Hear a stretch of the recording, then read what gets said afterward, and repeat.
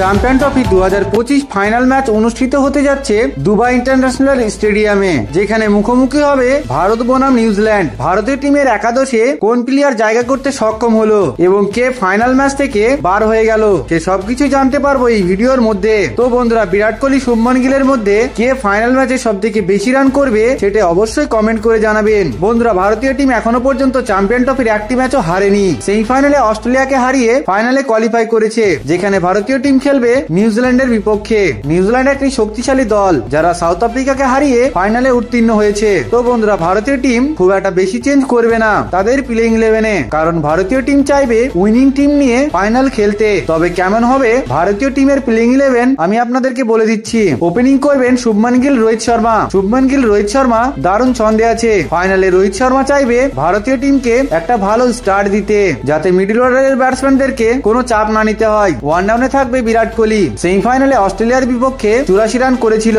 এবং বিরাট কোহলি চ্যাম্পিয়ন ট্রফিতে অসাধারণ ফর্মে আছে। টু ডাউনে খেলবে শ্রেয়স আইয়ার। শ্রেয়স আইয়ার প্রত্যেকটা ম্যাচ ভালোই খেলেছে। ভারতীয় টিমের যখনই কোনো প্রথমে উইকেট পড়ে যায় তখন শ্রেয়স আইয়ার এসে ম্যাচটিকে ধরে নিয়েছে। 3 ডাউনে থাকছে অক্ষর পটেল, ব্যাট ও বলে ভালোই স্টার্ট দিচ্ছে। 4 নম্বরে থাকছে লোকেশ রাহুল। অস্ট্রেলিয়ার বিপক্ষে হার্দিক পান্ডিয়ার সঙ্গে মিলে ম্যাচটি ফিনিশ করেছিল লোকেশ রাহুল। এখানে লোকেশ রাহুলের জায়গায় কোনো পরিবর্তন হবে না। 5 নম্বরে থাকবে হার্দিক পান্ডিয়া, ভারতীয় টিমের অন্যতম অলরাউন্ডার, চ্যাম্পিয়ন ট্রফিতে দুর্দান্ত ফর্মে রয়েছে। 6 নম্বরে থাকবে স্যার রবীন্দ্র জাদেজা। রবীন্দ্র জাদেজার জায়গায় কোনো পরিবর্তন হবে না। তারপরে থাকবে বরুণ চক্রবর্তী। ফাইনাল ম্যাচে বরুণ চক্রবর্তী অবশ্যই খেলবে। বরুণ চক্রবর্তী চ্যাম্পিয়ন ট্রফিতে অসাধারণ বোলিং করেছে। কুলদীপ যাদবের জায়গায় ফাইনাল ম্যাচে সুযোগ পেতে পারে হর্ষিত রানা। ফাস্ট বোলিং এর ডিপার্টমেন্টে থাকবে মোহাম্মদ শামি। মোহাম্মদ শামির জায়গায় কোনো পরিবর্তন হবে না। তো বন্ধুরা, ভারতীয় টিম নিয়ে আপনার কি মতামত অবশ্যই কমেন্ট করে জানাবেন। আর আমাদের চ্যানেলে নতুন হলে আমাদের চ্যানেলটিকে অবশ্যই সাবস্ক্রাইব করে নেবেন।